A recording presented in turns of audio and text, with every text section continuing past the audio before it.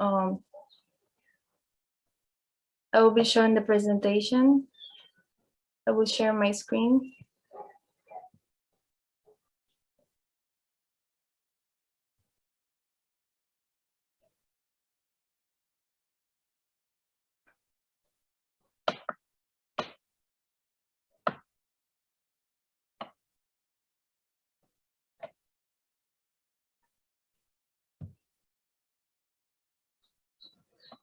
So here you can see that contraception fails to reflect a love that is free, total, faithful, and fruitful. So by free, it means that this love should not be controlled or manipulated by any persons or any desires. No one is forcing you to love, so you should be willing to love the other person, and it should be not forced in any way. So when we use contraception, we are not truly free, as we are giving ourselves up at a cost, I would say. So a husband can say the marital act is free if he forces himself upon his wife. She must be able to freely offer the gift of self to her partner. And then we have total.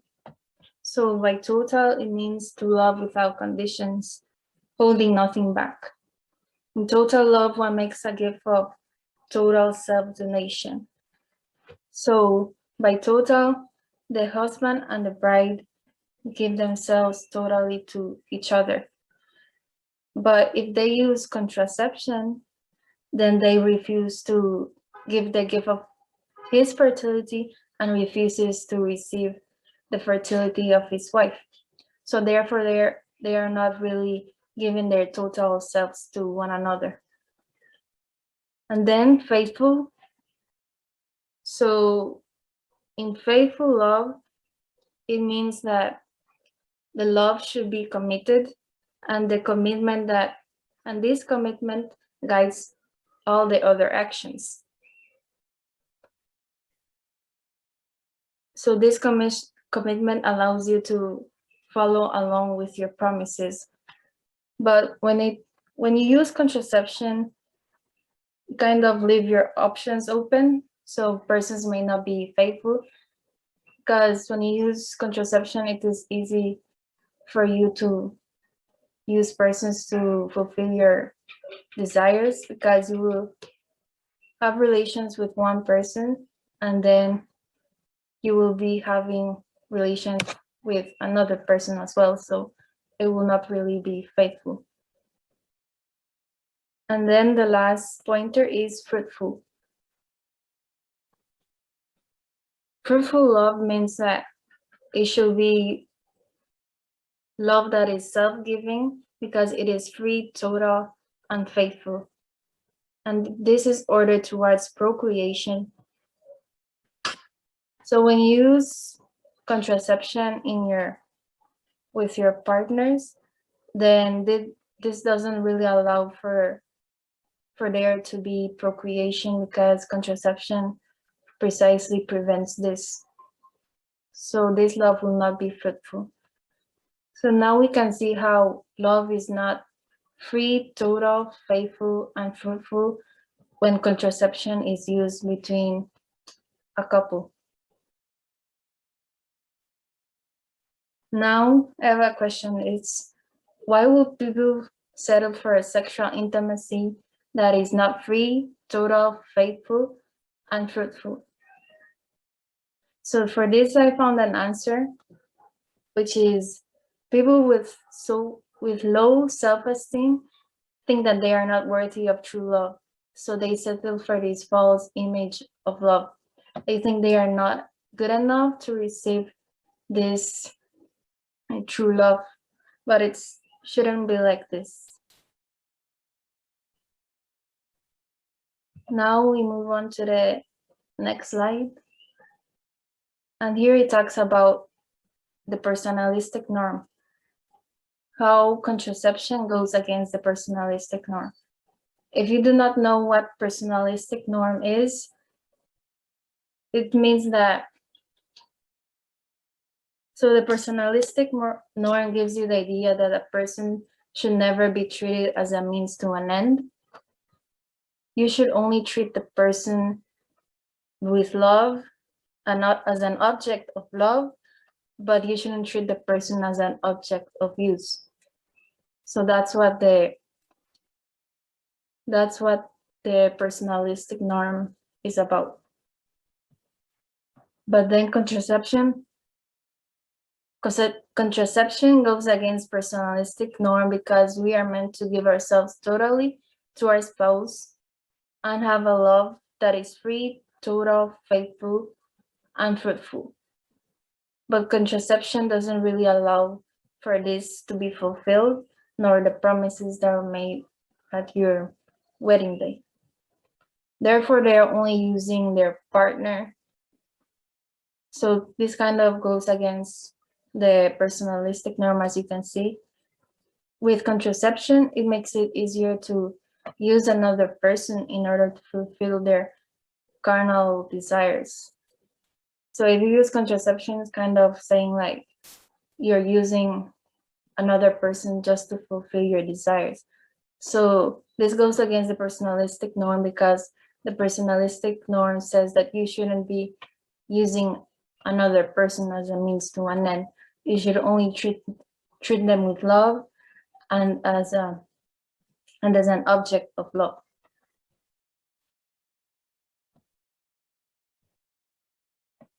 Here's a question that I found. It says, how do you think culture would treat sexuality differently if contraception didn't exist?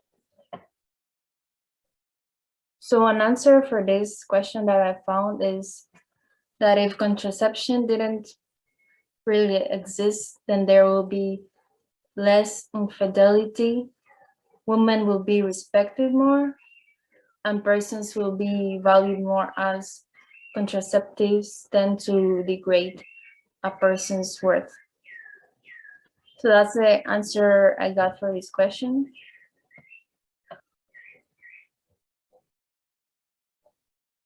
Now we're going to talk about the language of contraception. So in the language of contraception, what is a couple saying when it talks about what is a couple saying when they introduce contraception into the marital act? So with this, we would think that spouses who love each other are at least tempting to say in the sexual union, I am all yours. And we can deduce that the giving of oneself in the sexual act is a profound and intimate thing. And so in the sexual act, you are saying with your body, I am totally committed to you. I am willing to give you myself in the most innocent, in the most intimate of ways. But in reality, when a couple introduces contraception into the union, then they are saying that I refuse to give you all of myself. I won't give you my fertility. I refuse to receive all of you. I won't receive your fertility. So this is what a person says with their body when they introduce contraception into their relationship. So instead of becoming one flesh, they will remain divided, whether it will be intentional or not. And next is, we can see how couples often turn to contraception because of the fear of having a child. So they can be afraid of the commitment and responsibility that comes with having a child in your life. So by the child's very existence, the child says that I'm permanent, so you too should be as well. So the couple will be afraid of that, I think. But the couple often knows that they are not ready for the total giving and commitment that their act is saying. So they will deny the natural process of life giving. So in a sense, they would see their fertility as a problem that needs to be fixed. And they would also treat pregnancy as a disease against which they must be protected or vaccinated from. And they would also kind of struggle to see fertility as a gift or something to be received with joy. You might ask yourselves, if you can't use a condom or any contraceptive methods to protect yourself, then how will you protect yourself? So you should think about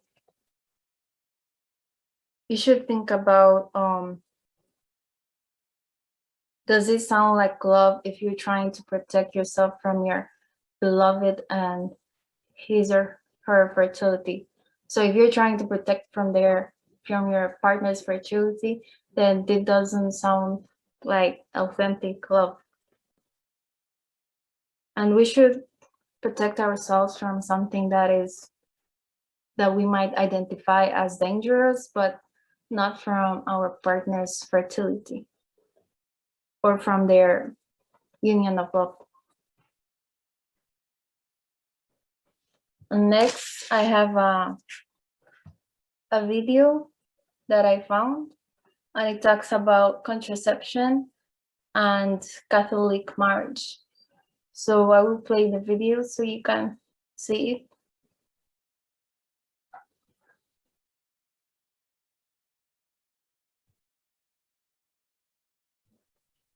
Right now.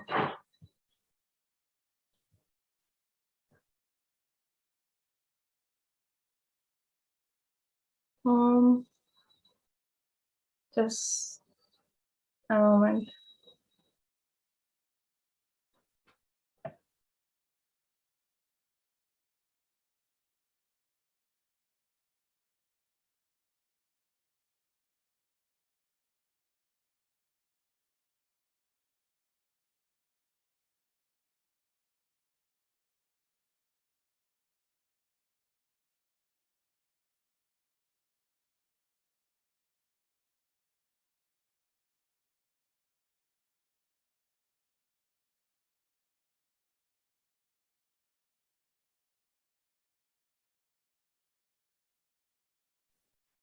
So I will share my screen so you can guys see the video.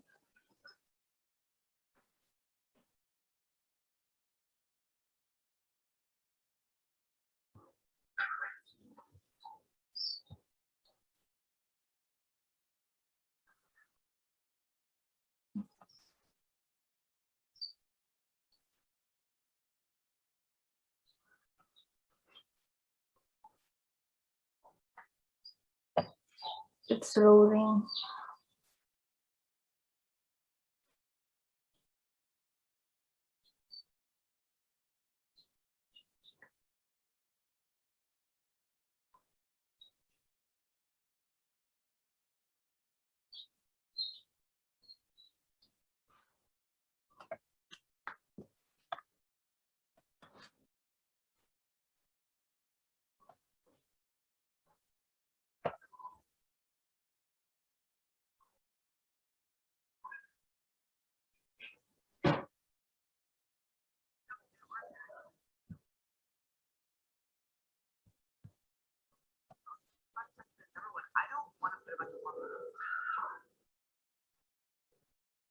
In my body, I try to be healthy and try to make good decisions with my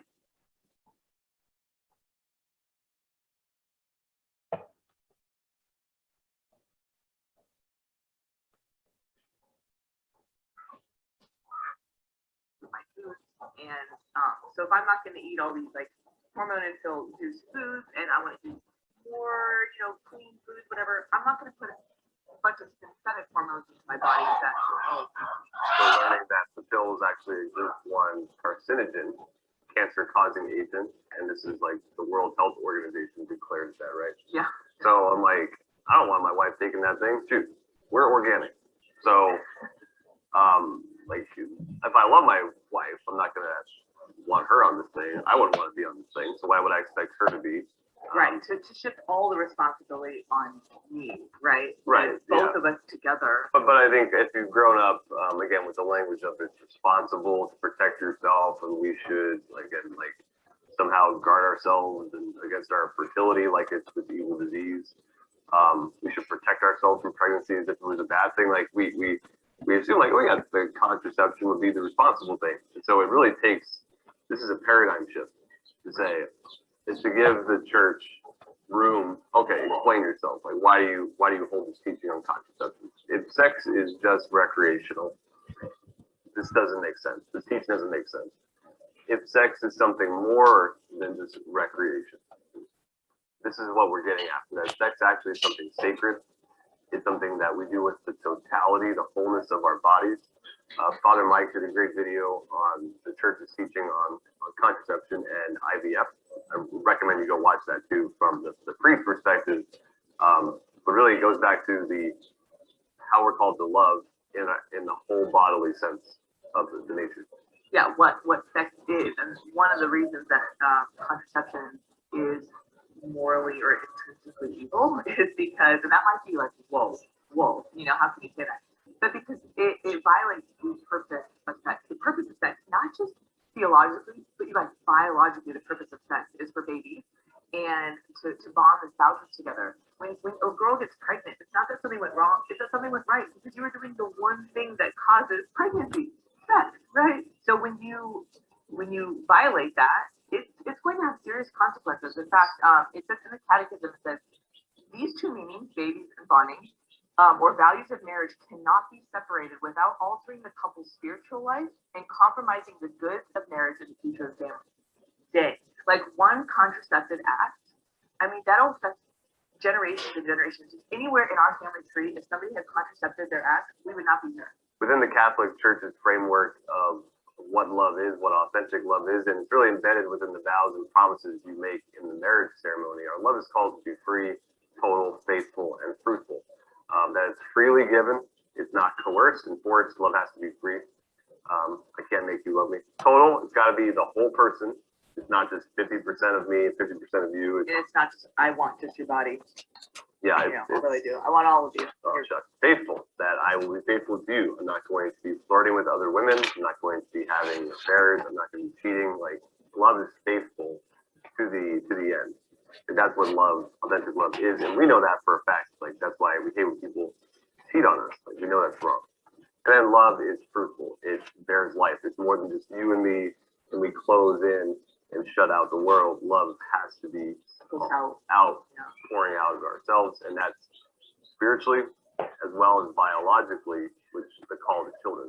And so this is the language of love. If it's missing any of those things, if it's not free or total or faithful, that's not authentic love. That's not God's agape, self-giving, life-giving love. And so this is also the language of the body and sex. So basically, when you make these vows and promises on your wedding day, you then consummate those vows when a couple has sex. They are making those vows flesh. So you make the vows with your words. And then when a couple, the marital act, right, sex, when you have sex, you are renewing those vows. You are consummating those vows, making those vows flesh. So every time a couple has sex, they're renewing their wedding vows. They're renewing these promises.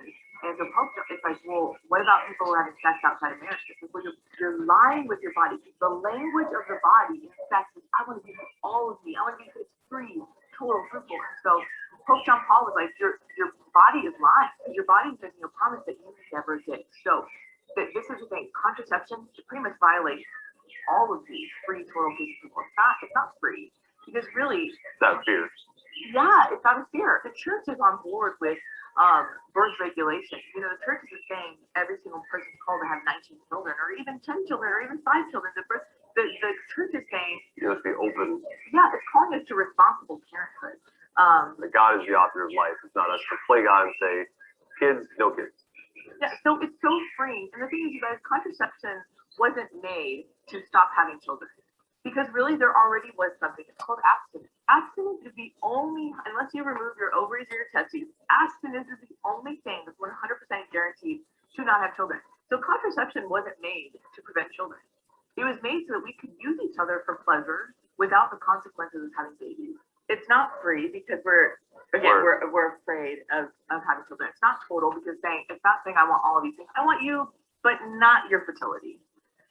It's not faithful because you're not being faithful to the vows that you said. It's also not fruitful because basically what you're doing is you're sterilizing the act. You're putting either a physical barrier like a condom between you, or you're sterilizing the act. So you're having sex, but you're basically saying I do not, right? You're not saying I want all of you. You're saying I don't want all of you. I just want the part of you that gives me pleasure, and I don't want the babies for now. And again, next week we'll talk about natural family planning and how natural family planning is not contraception and how it's totally different. So throughout history, there's been attempts to sterilize, to contracept, going back to the ancient Egyptians. But Christianity has always, for the most part, been unanimous in understanding that the child is a gift, like life is a gift. And who are we to interrupt that with God? And it wasn't until the 1930s when within the Anglican Church, there was a vote. They actually put it to a vote that said, well, contraception is okay sometimes. And once you open that door a little bit, everyone else comes running in, making rationalizations and excuses. You guys, truth doesn't change, and not to be salty, but I'm sorry, the Anglicans voting on contraception in 1930 doesn't change the truth that Christians have always believed. In fact, if you're a Protestant and you're watching this video, Martin Luther has scathing words about contraception. And so did Calvin. Go Google Martin Luther. Go look it up. Contraception, and you're like, shoot, dang, he says some fighting words here. It'll scandalize you. Sigmund Freud, even. Freud. The modern of sexual psychology. Yeah. Was very against contraception because it's against what sex is for, period. Yep. And so were all the early feminists. All the early feminists were not pro contraception. It's really about reclaiming our dignity as man and woman, not as just using each other for objects, but like the goodness of our fertility. And this is a time where a lot of other churches were bowing and making rationalization for contraception. Everyone expected the Catholic Church to follow suit. But Pope Paul VI wrote this encyclical, a letter called Humana Vitae in 1968, where he basically said no. The Catholic Church cannot and will not ever be on board with contraception. Because, again, it's shutting out God, the creative force of life, from the sexual act. And we're called to be total persons, man and woman here. And a lot of people didn't like it. A lot of those truths were not conveyed to the faithful, or they were not preached about. And I'm pretty sure I never grew up hearing a homily about contraception. Like some parishes I do, but they're rare. They're few. And I would say, if nothing else, Pope Paul VI made 4 predictions. Prophetic, completely prophetic predictions. 1968. What's going to happen if the culture vows contraception and allows contraception to run free? 4 things are going to happen, and they've all happened. So number 1 would be the rise of infidelity and the decline of morality. And I think you can look at stuff from media from the 1950s, how people talk to each other, how people are treated, how movies are made, to today. It's changed a lot. What's allowed, the rates of out of wedlock pregnancies have increased 700%. People said, oh, the pill will decrease out of wedlock pregnancies. They've gone up 700%. Right? Adultery, divorce, abortion. The divorce rate doubled skyrocketed from 1960 to 1980. Doubled. Divorce rate in the United States doubled over 20 years alone, which is insane. The second prediction he made was the loss of respect for women, that women would no longer be honored, they'd be seen as objects to be used. And I think you can just look at what's going on with the Me Too movement, the rise of an awareness of sexual harassment, of how women feel like they have to be objects. Again, look just at even fashion, how fashion has changed from the early 1900s to today. Yeah, and then the biggie is porn. Look at the porn industry, which makes more money than the NBA, the NFL, and the MLB combined. It's $1 billion industry. It's basically training us how to use each other as objects instead of loving each other as persons. The third prediction Pope Paul made was that governments would start coercing people into contraception or sterilization. You know, it's been attempted with our own government here in America, certainly in Africa, and there are countries where we're going to withhold financial aid from you unless you subscribe to our contraception and abortion philosophies. Look at China, the one-child birth policy that has now skewed the male to female ratio big time. And the last prediction he made was that it's going to lead us to think we have total dominion over the body. This thing that we used to never be able to fully control, our fertility, there was this great mystery. There's a fear of getting pregnant, which maybe kept my behavior in check. That's out the door with this pill that magically, you know, allows for this sex without consequences. And that's a short road to now I can do whatever I want with my body. Now, maybe I'm not my body. Maybe, again, We can manipulate our body any way we want. yeah. And so it's, again, before prediction of Pope Paul, you can look, Pope Paul VI, you can look and be like, All right, join us next week for Why We Love Natural Family Planning from All This Ascension Presents. God bless. So this was the end of this video. So as a summary for this video, they talked about how love should be total, free, total, faithful, and fruitful. But when a person uses contraception, then they fail to reflect this love. So instead of making a total gift of one person to the other, the gift of one's fertility is withheld. So they're not giving like their fertility to their partner. And instead of saying, I give myself to you, the use of contraception says, I want to protect myself. Instead of being open to life, it deliberately sterilizes the act of intercourse as they are using contraceptive methods within their relationship. And also God intended for sexual intimacy to be for love and for love, babies, and bonding. But birth control doesn't really, if you use birth control, then there can be no procreation. And so it tends to separate the two, which is union and procreation. So it separates those two if you use contraception. And they also talked about how Pope Paul predicted some things if persons kept using contraception. Like he predicted the increase in divorce rates, which I believe there were, with the divorce rates doubled, I think it was mentioned.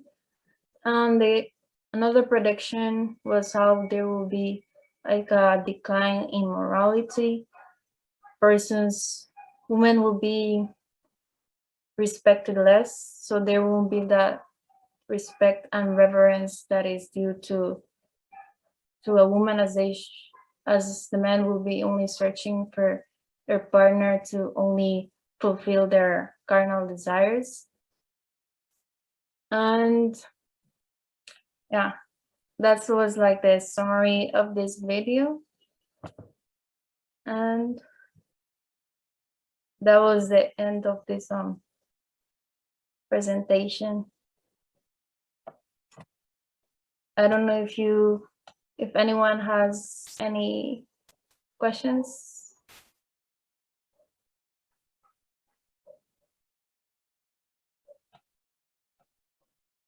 What advice would you give for teenagers who use contraceptives? I think I would advise them to not really engage in the use of contraception, as if a person uses contraception, then you can't really be sure that that other person really loves you, because then they won't be totally giving everything they've got to you, because they will be holding, for example, their fertility, and there will still be the option left that they are unfaithful, because if they use contraception, then then it can be said that they can be unfaithful because they will have their options open. Because if they have relations with one person, then they won't really be committed if they go and have intercourse with another person. So I think I wouldn't really advise on the use of contraception for teenagers. Any other questions?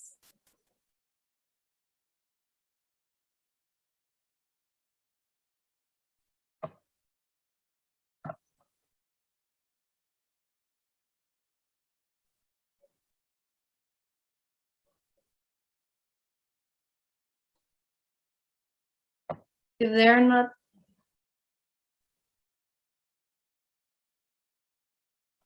yeah, I think there are many contraception methods for females because it's the woman that gets pregnant, so they will be the ones mostly in taking all of these contraception methods. So it's mostly the woman who uses the contraception, the contraception, this contraception method, and the men won't really be using this, so they will mostly rely on the females to use it, I think. There can be contraception methods for the males. For example, I think there's one called the vasectomy, where it is they undergo a surgery where there can be they undergo a surgery so they can't have like babies anymore. So that will be contraception method for males.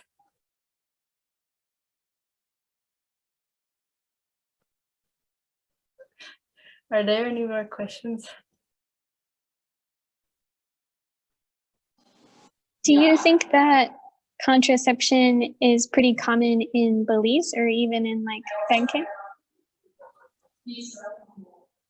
I think it would be common because I mean nowadays you can see persons like being in relationship and whatnot, and they will be engaging in these sexual relations at an early age, and so they will tend to use all of these birth control methods, so they will not have babies, for example, because they may be afraid of their responsibility and the commitment that comes with having a child. So I think it will be pretty common for persons in Belize and Benke as well, I think, to be using birth control.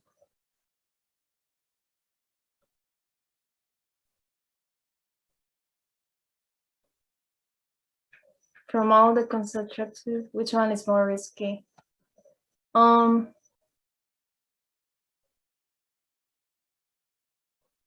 not really sure which one would be more risky, but I remember that a specific birth control method can like give you blood clots, and then if those blood clots like travel to your lungs, then that can be pretty life-threatening because it can lead to like a stroke and a heart attack. So that is pretty risky, I might say.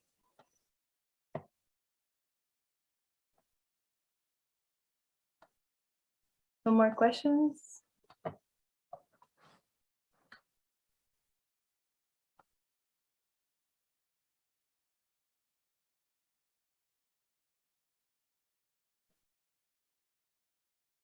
Was there anything you learned about contraception that like surprised you or was like something you didn't know beforehand? Yeah, well, at first I thought there were just like a few birth control methods, but when I researched on it, I found out that there was like a very like a variety of contraception methods. So there were like a lot of birth control methods that I found that I didn't know about at first.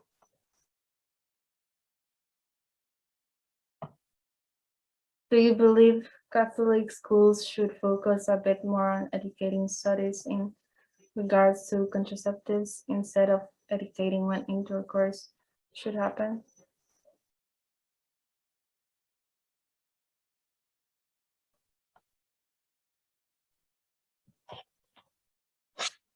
Yeah, I think schools should focus on teaching the students about contraceptives, because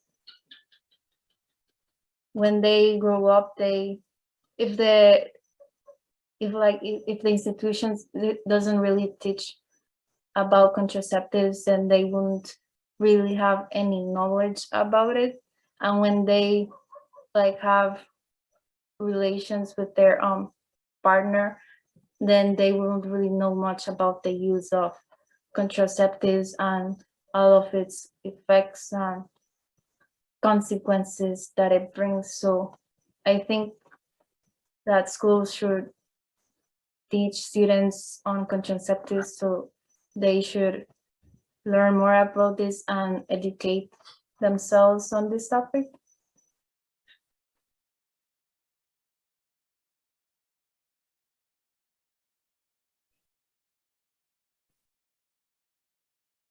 No more questions?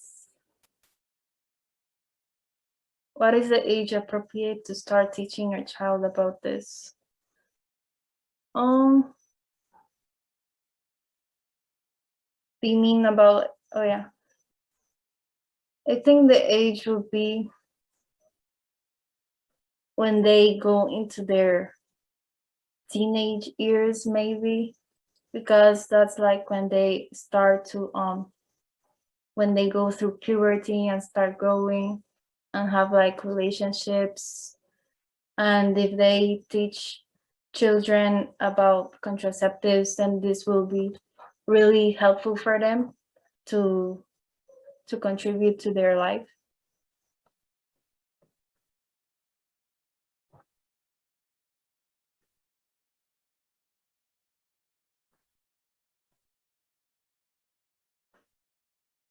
You're welcome.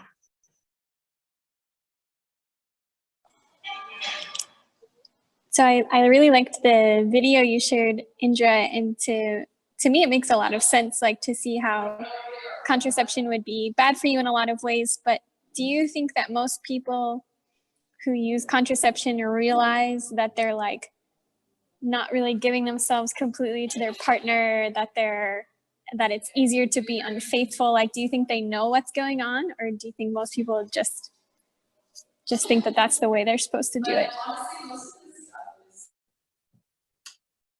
Maybe they won't really know, for example, about the unfaithful part and giving themselves totally, because they will just focus on the use of contraception, so they will not have babies at all. Because I think that will be the main reason why they use contraceptives, to not have babies. So maybe they won't really like focus on totally giving themselves to their partner, or the unfaithfulness of it.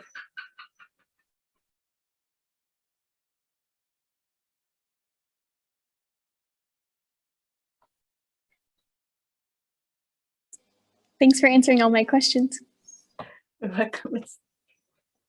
So no more questions? I think there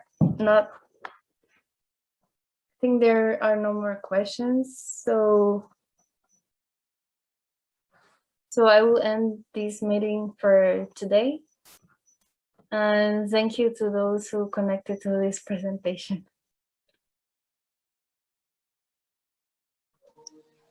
Thank you, Indra. It was really good. You're welcome, Miss. I hope it didn't make you nervous that I joined. No. That's good. Wow. Okay. Well, Bye. thank you so much for all your hard work. Okay.